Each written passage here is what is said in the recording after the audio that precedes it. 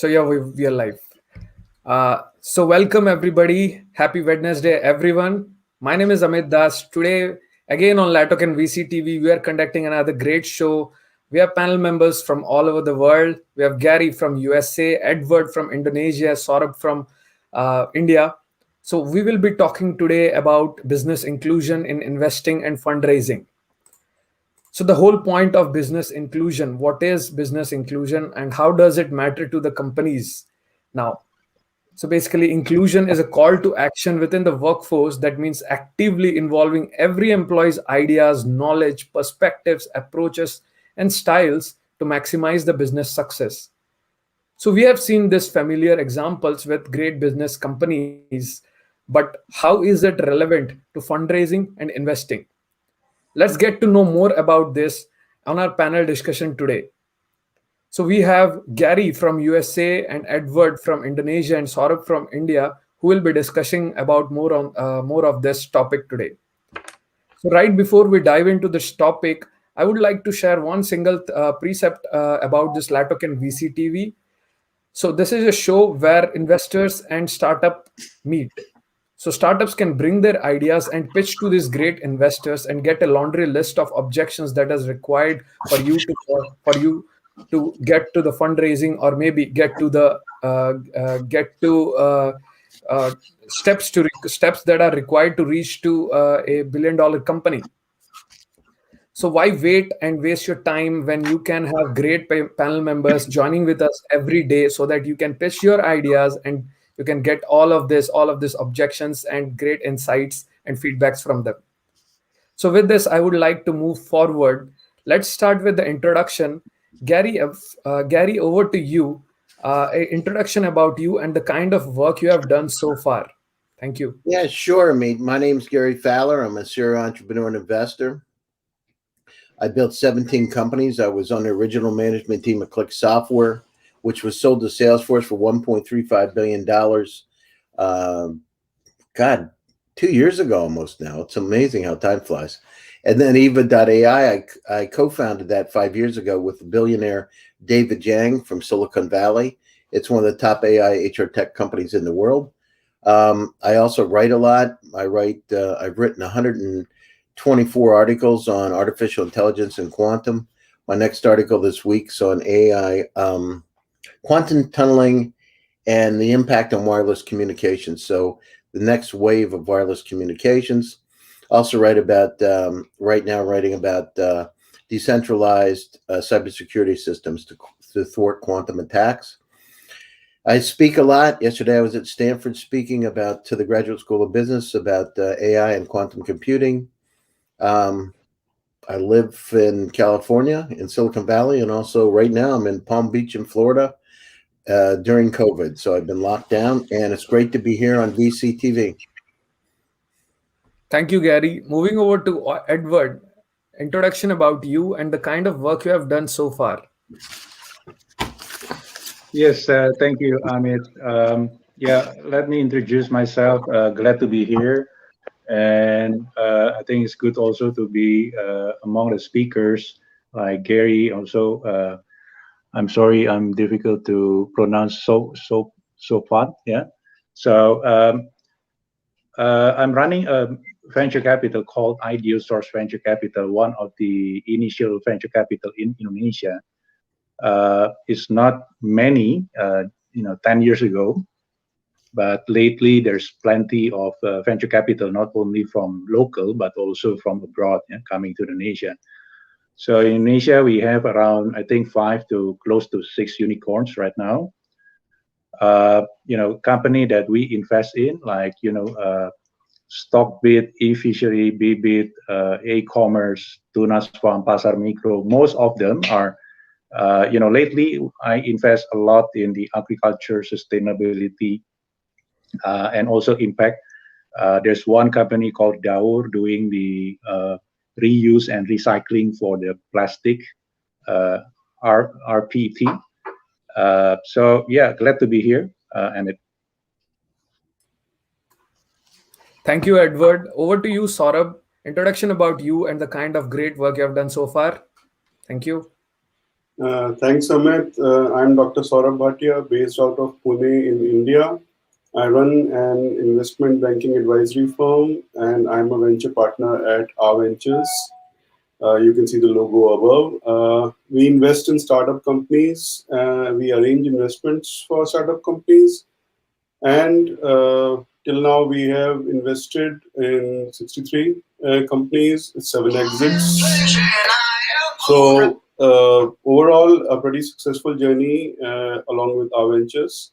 And if you are a startup, you're looking for funding, anything up to $10 million, feel free to get in touch with us. Thank you. Thank you, Saurabh. That was all for all our introduction. Let's directly jump into this today's topic, business inclusion. So let's begin with what is business inclusion? How has business inclusion shaped our modern day industry? Let's start from Gary. Yeah, sure. I mean, for us, we have three pillars. We look at intergeneration. This is the way, if you're going to build $1 billion company, we've been fortunate to have done it twice. One of the things you need intergenerational teams, especially today, because the world has changed over the last year, and this digital transformation is upon us. You need those contacts, connections. So having the people with a little bit of gray hair is a good thing these days, because you want those contacts. You need the credibility and trust. The second pillar is we talk about multicultural diversity. Why? Because when you have a multicultural team, it breeds new ideas and a new way of looking at things. It really provides a 360-degree view. And then we also look at decentralized teams. At GSD, I have companies in Rwanda. I have companies in Nigeria, South Africa, Indonesia, Germany, the US. I mean, you name it. Because we believe that intellectual capacity is evenly spread around the world, but opportunities are not. So today, with this transformation upon us, I mean, we're going to see some changes take place over the next 6 months. As the vaccinations start to kick in, you're going to see people it's a paradoxical effect. They're going to want to meet. They're going to want to not be on Zoom. They're going to want to not be on StreamYard. They're going to want to meet in person. But then I predict that 6 months after that, we're going to go back. We're going to swing back and understand the efficiencies we've been able to develop during this pandemic. So it's a great time. And on our side, just for the audience's perspective, we have one of the board members of the NAACP, which is the largest Black organization in the world, founded by Martin Luther King, on our board of advisors. So it's not about just talking about it. It's about going out and actually, seeing by doing. So we look for opportunities all over the world. We want to work with diverse teams. We love female entrepreneurs. In fact, I started one of the first accelerators in Russia. And one of the things we did is took money out of our pocket to bring in female entrepreneurs. And by the way, they've been some of the most successful. Great. Thanks, Gary. Edward, what are your views on business inclusion and how is it shaping the modern day industry? Okay, I think let me, flashback a bit about the importance of, diversity and inclusivity. From my experience alone as a startup, I think around 20 years ago, and also finding partners. Even among partners, we need diversity as far as the background, focus, character, talents. So those are very important. And just like Gary mentioned about the intergenerational combination among the team, multicultural. So we have one company that actually operates also in a decentralized team, one in the US, one in Italy, and one in Indonesia. So somehow I find that, in each country, there are specific talents and also focus, like in the US, probably, yes, more focus on the deep tech. Yeah? And then in Italy, somehow they're very strong in math. In Indonesia, they're very focused in, creative, very strong in creativity. So we combine these talent pools among countries, and somehow it works very well.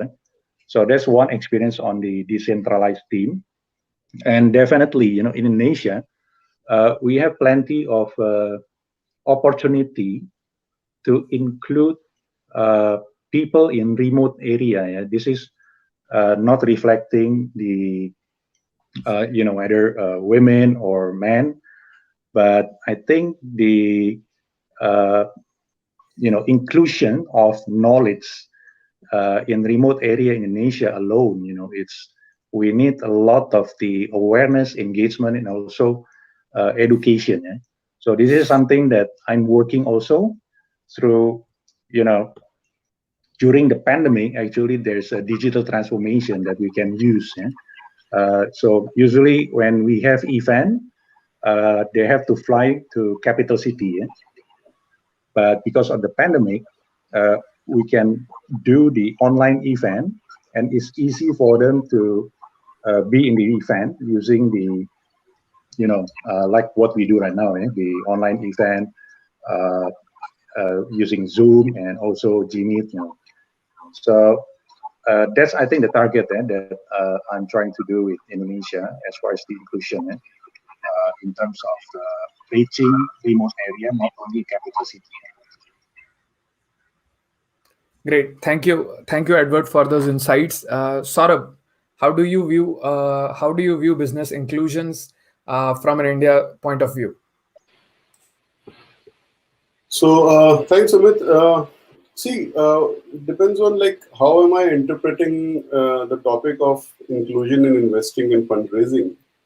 To me, this simply means that all the people who are either involved in my startup, or at least the majority of them, are included in some kind of decision making, and it is irrespective of the status, either as a minority or a gender or any other kind of segmentation in society which happens. So as far as India is concerned, majority of startups, when they are incorporated and all, they usually consist of only 2 to 3 or 4 people at max who are already the founders, and they are all included in the decision making. But as the startups begin to grow, they start hiring people from different knowledge banks, different domains, and different sections of society.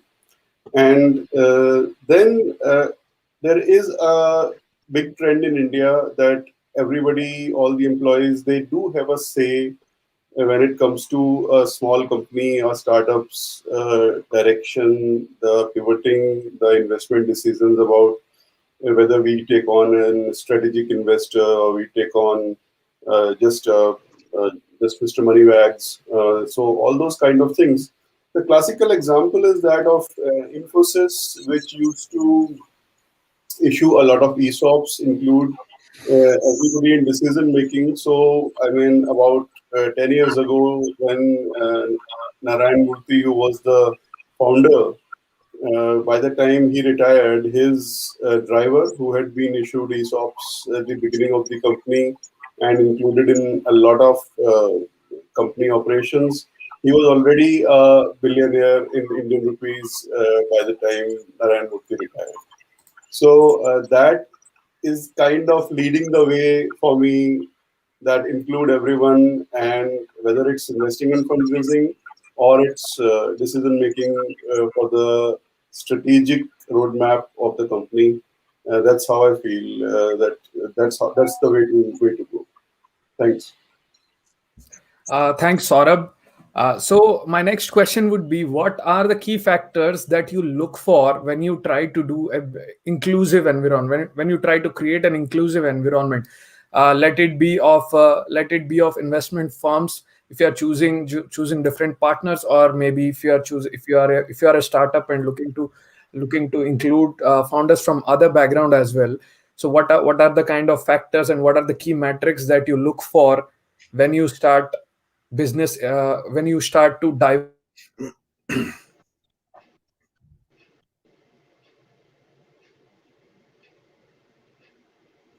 Can you hear him? No. I think we have lost Amit there. All right. Well, listen, I'll tell you what, it's no problem. Saurabh, so what's your opinion? Usually, the one thing that's most important to me is that the people we are trying to include have to be team players. So a lot of times we may have people who are very strong on the domain, they are very knowledgeable or super experts in various things, but their opinion may not be about taking the company and taking the whole organization ahead. Their opinion may be limited to how they feel about their own domain, their own technological skill set, and how to implement certain features in the products or how to implement a go-to-market strategy. So individual expertise is there in various people, and they can be a genius in their own domain. But when it comes to inclusion, the one thing I need to see is that they are team players and can get along with everyone. Only then will their idea, whether it's brilliant or dumb, can be implemented because others need to see the way they see. So that's what is something of prime importance for me. Thanks. Sounds great. Thanks. Gary, what about you? Yeah, so I look at team players and people that have the right grit. That means, are they tough? Have they been through adversity? Are they really willing to win? And I look for three pieces. In fact, I did a TED talk about this. I look for their passion, optimism, and visualization. Are they passionate about what they do? Are they optimistic as a glass half full? And can they visualize where they want to go? So those are some of the things. And then, I look for, have they done customer development? Do they understand the concept of customer development and validation? So basically, testing your hypothesis to see if it's true or not. Sometimes with entrepreneurs, you'll find that they believe that whatever they're doing is the best and they don't want anybody's opinion. But the only thing that really matters are the customers really willing to buy it, whether they're businesses or individuals. So we look at that, and it's not about race, color, or creed. It's about getting stuff done. Thanks, Gary. Edward, what are your views on this? Yeah, I find that the key metrics or few of the founders that I usually pick is the one that has the purpose. Yeah? It can be anyone. Yeah? Whether they're coming from minority, gender, or whatever. As long as the founder find their purpose, that's a prerequisite usually for a lasting startup. Yeah? And I found also that most of the unicorns in Indonesia, all the founders until today, they have a very consistent purpose from the beginning. So this is one key metrics that usually I find. First, like Gary mentioned also about passion and others. Yeah, this is very, very important to me on finding their own purpose, the why behind the initiative that this person as a founder, founding the startup. That's my view, Amit. Great. Thanks, Edward. Amit, Yes. let me say one more thing. Listen, about 2 years ago, I had dinner with the brother of the founder of Google, Carl Page, who I now have a good rapport with, and also the right-hand man of Rupert Murdoch, an entrepreneur. His name's Andrew Straczynski, and we had dinner at a restaurant in Palo Alto, not too far from Stanford, actually right across the street. And we had a couple of wines, and one of the things that Straczynski said, and I'll never forget it, is that he did research, and he's the one who bought the Wall Street Journal for $4 billion. So he said, I researched 3,000 of the top entrepreneurs in the world.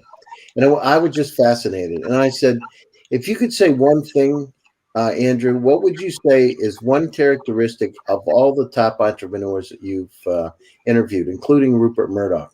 And he said amnesia.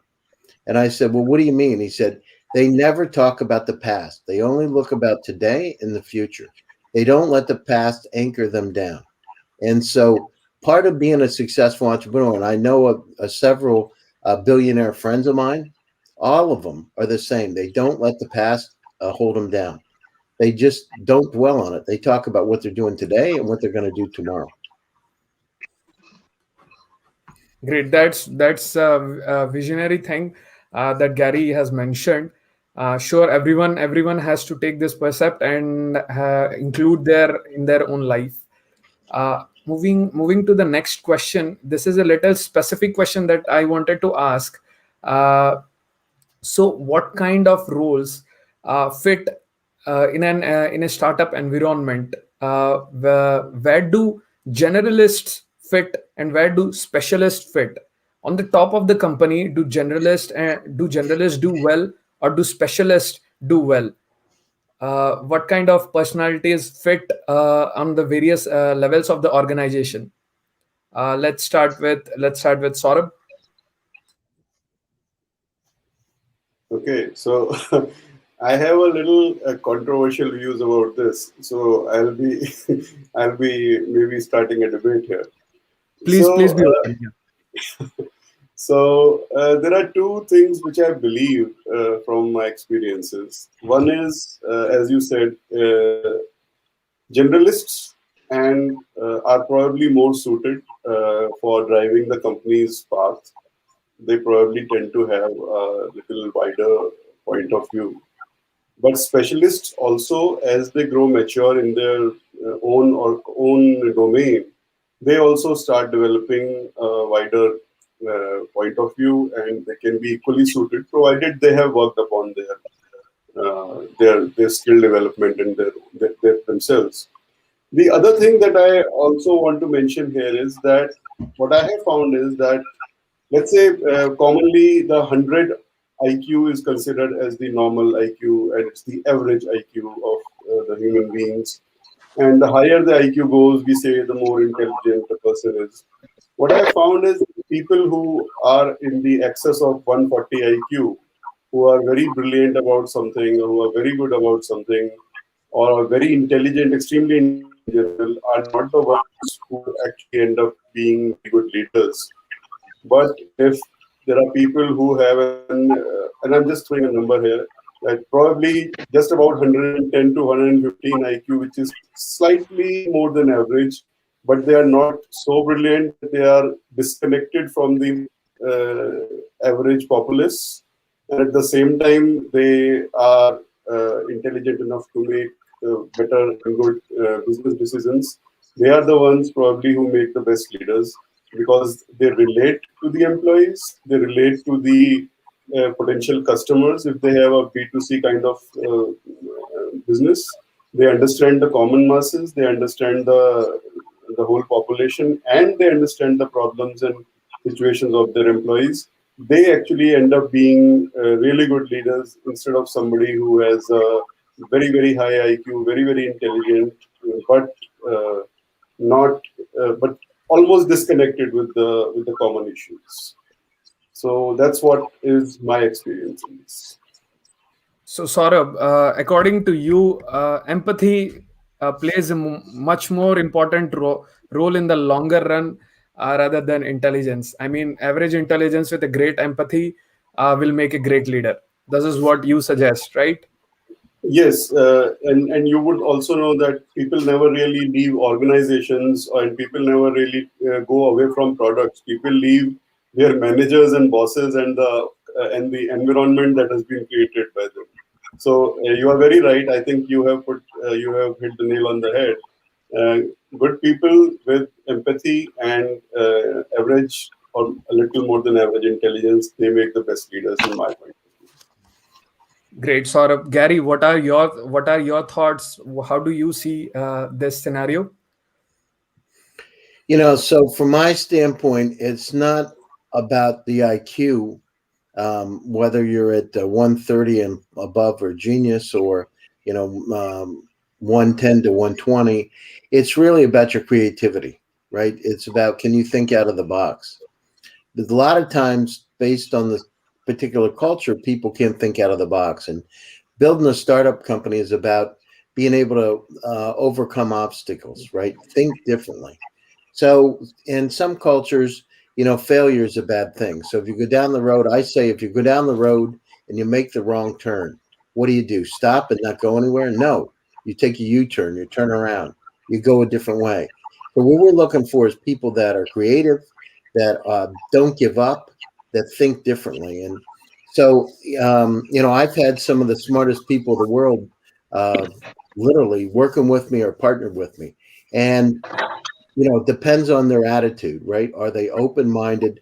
The other thing is, if you have technology co-founders, a lot of time you need to have a balanced team, right? So you got somebody that's charismatic, somebody that's a technology guru, and somebody that can do either finance or operations to be able to really round the suite out.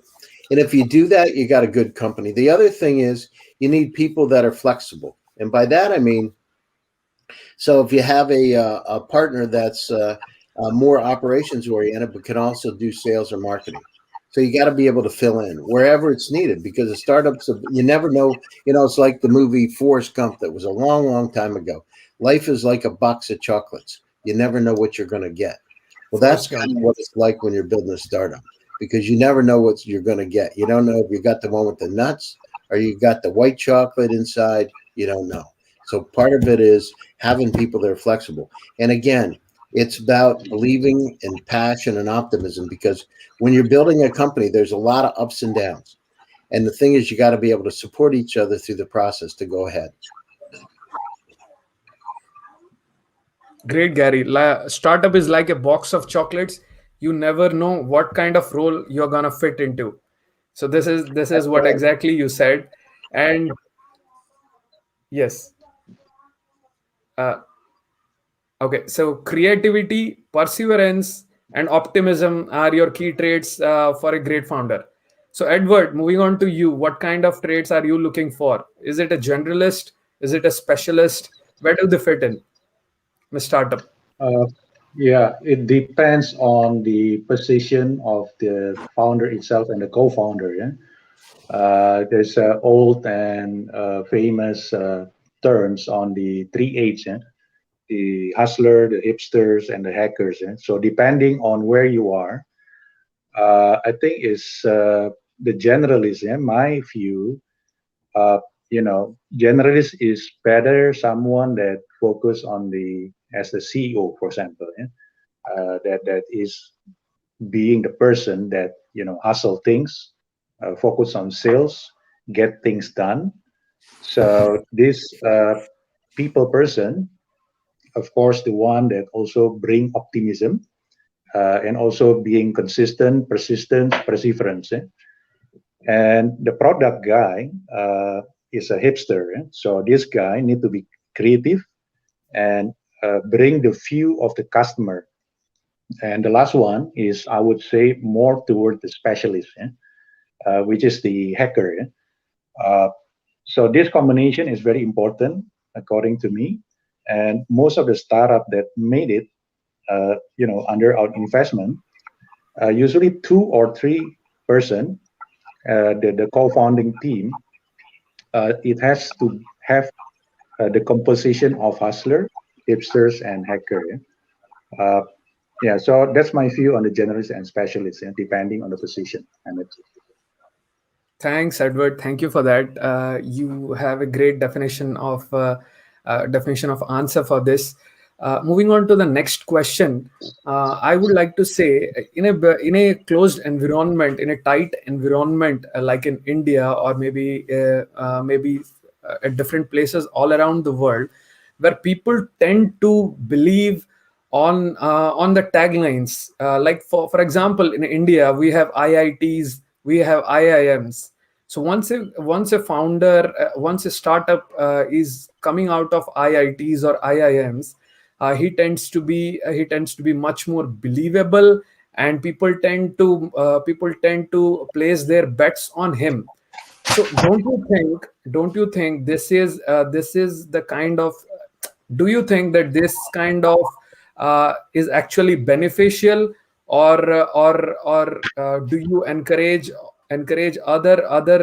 uh, other level of people to become a founder, to start their own startup? And if it is so, what kind of views do you hold for that? Let's start with Gary first. Yeah, I mean, the thing is, yesterday I was speaking to Stanford University's Graduate School of Business, their alumni, about quantum and AI. So, the one thing they do is they stick together, right? They have these events, they have clubs, just like IIT has, and people stick together. So, part of it's not always about the education you get; it's about the contacts you meet, and the network you develop. So, of course, having an IIT behind you is a good thing. For sure, people will listen to you coming in because you already have that credibility. But I mean, if you've done $1 billion company or a few $1 billion companies, or you're a great VC and you've been successful, an entrepreneur, I mean, they're going to listen to that too. In fact, I would listen to that before I would care about what degree the person would have. So you got to, it's not. Having Stanford or IIT or MIT, those initials, it doesn't hurt. But again, that's for your first job. It's about what you create after that's the most important. I mean, look at it. Mark Zuckerberg didn't graduate from Harvard. Bill Gates didn't graduate. Steve Jobs went to Reed College. So you look at it. I mean, it's not necessary, but the situation is it doesn't hurt for the first job opportunity. Great, Gary. I would like also to mention that Mark Zuckerberg, Steve Jobs, and Bill Gates, they are Harvard and Stanford dropouts, which makes them already a special person. So people getting out of their level from that university level, dropping out of their college and starting something is really a riskier, and they have got the guts. So yes, Well, I moving mean, on to to me, you got to believe in yourself, right?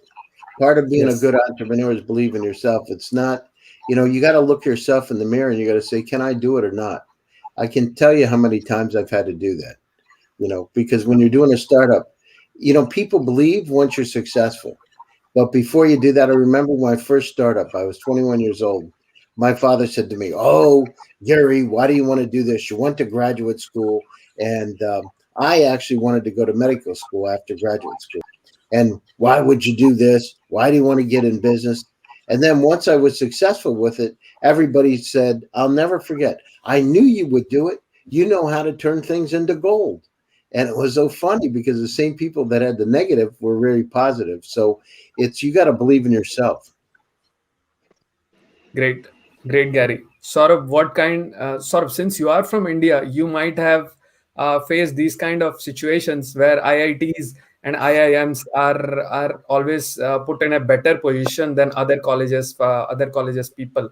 So, what kind of views do you hold in this regard? So, Amit, I am going to talk from personal experience. I have done my medicine from the premium college AFMC, which was number one in India. And having a pedigree in doing your education does help. Today, I have a network of more than 5,000 doctors. I have developed a network of, the doctors from my college all over the world. I travel very often to Palo Alto and like that kind of place. You won't find so many doctors, but all I have to do is when I reach there, I just put it on my social media that I am in this town in US, traveling here and there.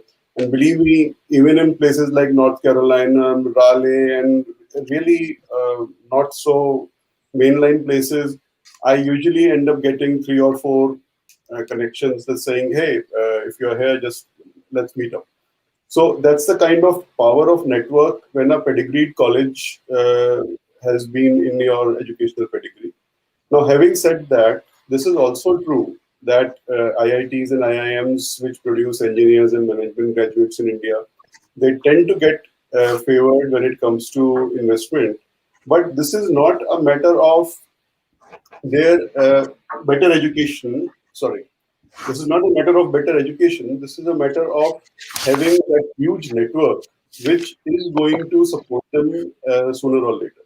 So majority of these students who are a pass out and they start some kind of startup and start working, they have a lot of seniors who are already doing that. They support them, they give them advice. Sometimes they even loan them money or advance some investments. Plus, they have those professors who are experts in certain kind of products and engineers. They can always go back to them for advanced help and when they hit some kind of technology roadblock.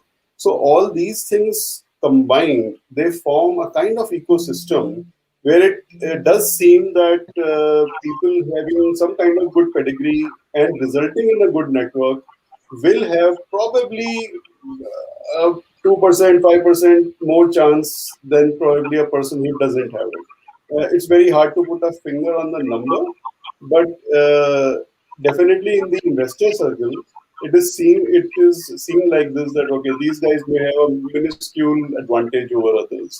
So yes, if somebody has a pedigree, we do mention it. And in my experience, we do attract more investors from them as well. Fair or not, but that's how it works. Yeah, thanks, Saurabh, for putting it in a very straightforward and clear manner. Moving on to Edward, what is the kind of scenario in Indonesia?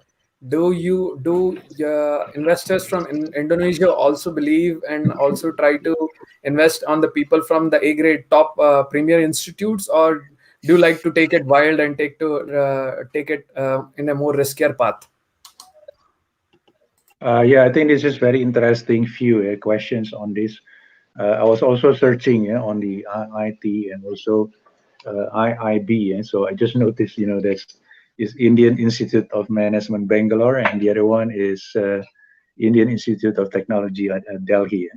So yeah, it's similar in Indonesia. We have top schools as well, but the way I think, because of top schools, the kind of students that already enroll and graduate from these schools is actually already being sorted among the pool of talents.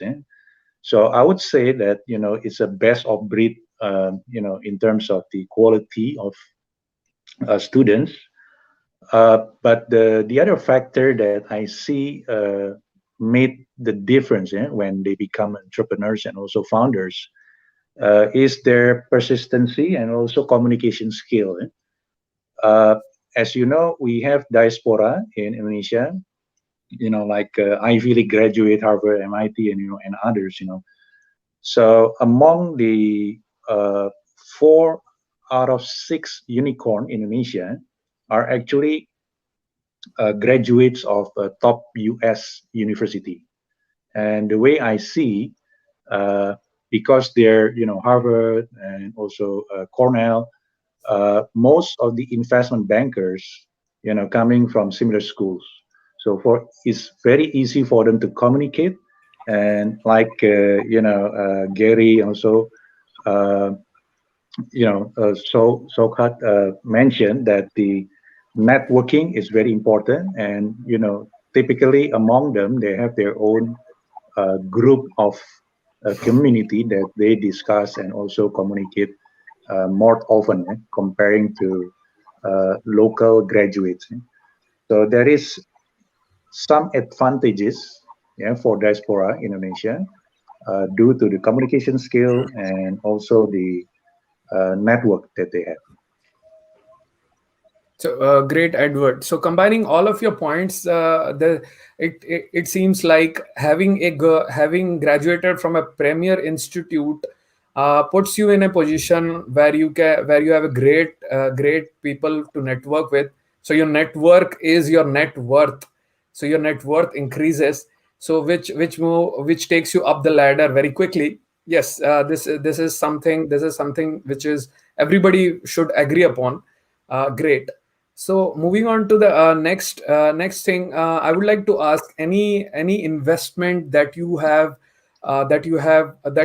currently doing, have done it recently, which is a high business inclusive or high diversified portfolio kind of startup which you have done? Any experiences?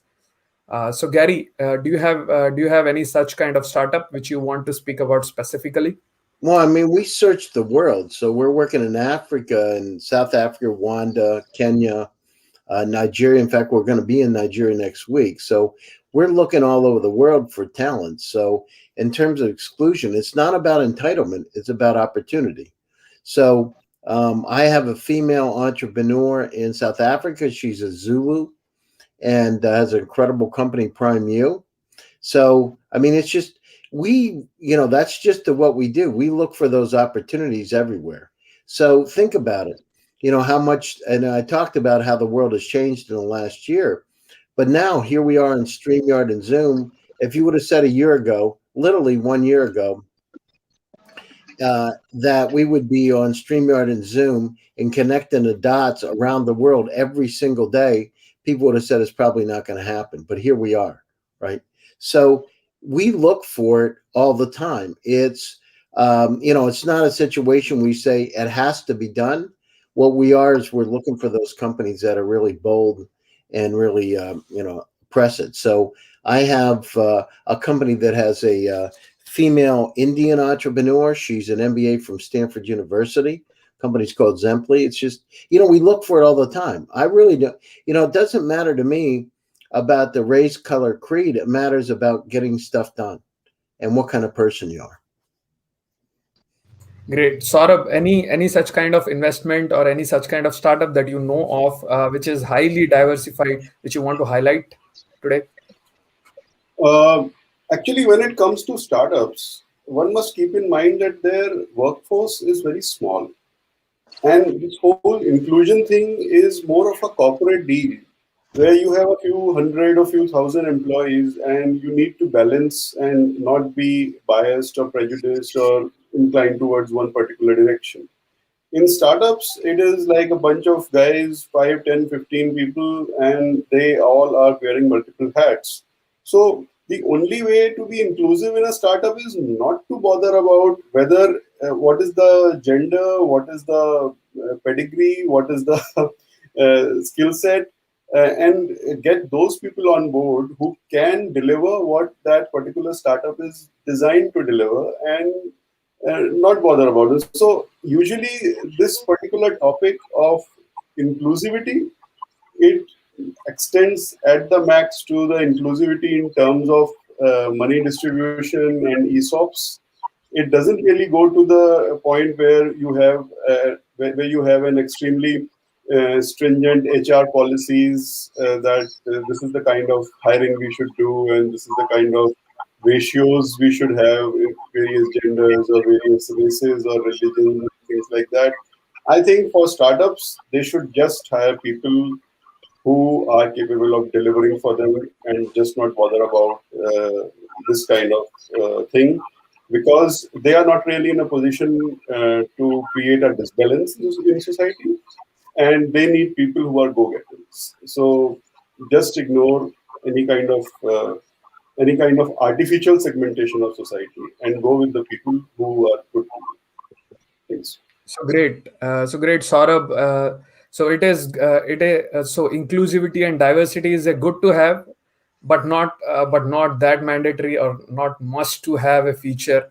All that a startup should focus upon is getting things done, get shit done. So yep, thanks Saurabh for that. Edward, over to you. What is one exciting startup that you have invested in that you want to highlight it today, and what inclusivity and diversified factors that it has? Yeah, there is one company, very interesting. The name of the company is efishery.com. Yeah? So this company has been around more than 5 years already. It's run by a graduate of top university in Bandung, around 3 hours from Jakarta. His name is Gibran. Happens to be during his school days, he has to pay his tuition himself. So he created a fishery business. So he has his own pond and also creating technology So it's efficient to do the fishery and also harvesting, for his own ponds. Yeah? So after he graduated, he created a technology to help all the farmers. Yeah? So it's not really for him in a way that inclusivity works, yeah, on my view, but by having this technology that he created in e-fishery, he's able to help 10 or close to 11,000 farmers, yeah, so that they're able to have good access to technology, good access to the the uh, the food itself, the fish feeding technology, and it includes 40,000 ponds, yeah, throughout Indonesia. So the way I see this kind of company, whereby the founder, he has his purpose, yeah? So he saw the benefit of getting the money from the business of having his own pond and producing good yield, and he's trying to disperse this technology to more than 11,000 farmers. Yeah? And we know all these farmers can be any kind of household. Yeah? It can be run by women, can be run by elderly, it can be run by young people like him when he used to study. Yeah? So that's quite interesting for me to see how during his 4 years, starting from only a few machines that he installed in several ponds, and now becoming like 40,000, 42,000 ponds, and being funded by the largest PE in Indonesia. So that's a very interesting view of one of the startup that we funded during the early days.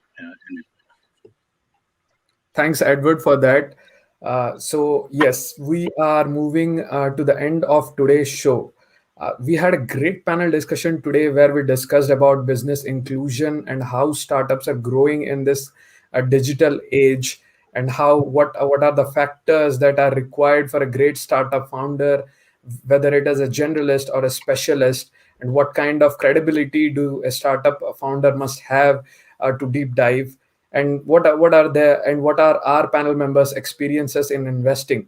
So it was a great panel discussion today. But before moving on to the end of this show, I would like to have some closing remarks from our panel members, if there are any. So Gary, what are your closing remarks, and what is your message to the all the startup founders and all the investment firms around the world?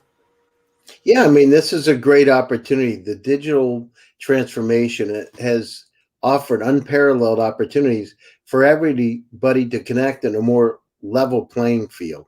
So the key is not talking about it, but getting the stuff done. Because sometimes with startups, it's like, I wish I did this a long time ago. I wish I invested in that. I had that idea before everybody else. Well, it's about doing it, not talking about it. So this is a great time. And remember, AI is a new electricity. At GSD Venture Studios, we curate companies from around the world to help them go global. Take your idea, make it real. And remember, a friend of mine once told me, he said, Gary, give me a quarter, 25 cents. And he flipped it in the air and he said, what is it, heads or tails? I said, heads. He said, you're right. He said, if you wouldn't have tried, you had zero chance of success. So you got to try it to get this stuff done. People can reach me on LinkedIn, Gary Fowler, Twitter, Gary Fowler. I have shows a couple times a week, and have interesting guests like Guy Kawasaki. Happy to have them tune in, and great to be here on VCTV. Thank you, Gary. Edward, your closing remarks, please. Yes, I think it's very easy. I used to have found three words that are very important in any initiative. And there's an issue of awareness, yeah, in any kind of things. So people should be aware of what we are trying to do, what we are trying to convey the message to. So in terms of diversity, inclusivity, this is something that is probably for some people they're not aware of. So there should be like a program that we can make them aware. Once we are aware, once they're aware of this, then we need to engage them, connect with them, and create initiative like what Jerry mentioned. Uh, do things, not just waiting.